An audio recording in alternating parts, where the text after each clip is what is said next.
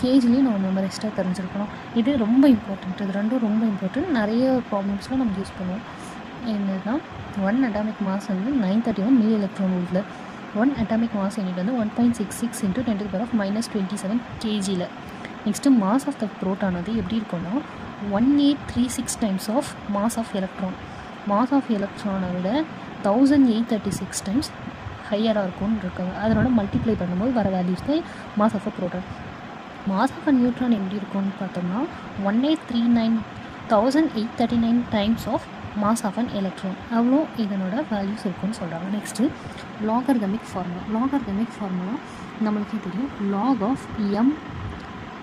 Lock of mn. இப்போது இதுக்கு வந்து நான் ஷார்ட்கட் எனக்கு தெரிஞ்ச மாதிரி உங்களுக்கு சொல்கிறேன்.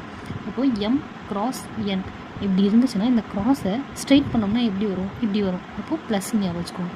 Next m / n. இப்போ மேலே இருக்கிற டாட்டையும் கீழே இருக்கிற டாட்டையும் எடுத்தால் எப்படி வரும்? Minus log m minus log n. இப்போது log m என்னென்னா log m + log n. log m/n வந்து log m minus log n. log m/n வந்து நமக்கு தெரியும் n log n. log ex வந்துச்சுனாவே லாகும் ஈயும் கேன்சல் ஆகிட்டு பவர் வேல்யூஸ் மட்டும்தான் வரும். இதை ஞாபகம் வச்சுக்கோங்க. Next differential formula. டிஃப்ரென்ஷியலுக்கும் இன்டகிரேஷனுக்கும் நிறைய வித்தியாசம் இருக்கும். ஃபஸ்ட் டிஃப்ரென்ஷியல் ஃபார்முலா பார்க்கலாம். d/dx × c = 0. சிங்கிறது இங்கே ஒன்றும் கிடையாது, கான்ஸ்டன்ட். நமக்கு அந்த டிஃப்ரென்ஷியேட் ஆகிற இந்த இதை பொறுத்து எக்ஸோ இங்கே ஒய்யோ இசட்டை பொறுத்து இங்கே எதுவும் இல்லாமல் இருந்தால் அது வந்து இது கான்ஸ்டன்ட் தான்.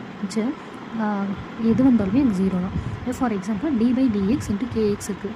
இதுவும் டிஃப்ரென்ஷியேட் ஆகி இந்த எக்ஸும் டிஃப்ரென்ஷியேட் ஆகி அது 1 ஆகிடும். அப்போ மிச்சம் இருக்கிற அந்த கே அப்படியே வரும். இப்போ ஒருவேளை இந்த எக்ஸ் இல்லாமல் d/dx × k மட்டும் இருந்துச்சுன்னா இங்கே எக்ஸ் இல்லாத காரணத்தினால இது 0 இருக்கும்.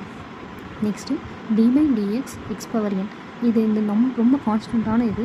பவரை ஃப்ரண்ட்டில் எழுதிக்கணும், இருக்கிற எக்ஸை அப்படியே எழுதிக்கணும், இந்த பவரை -1 பண்ணணும். இப்போ எப்படி இருக்குன்னா x³ இருக்கும். இதை எப்படி எழுதணும்னா இந்த பவரை ஃப்ரண்ட்டில் எழுதிக்கணும், இதை அப்படியே எழுதிக்கணும், இந்த பவரை 1 குறைச்சிக்கணும், 3 - 1. அதை இப்போ எப்படி எழுதலாம்னா 3x² இப்படின்னு எழுதிக்கணும்.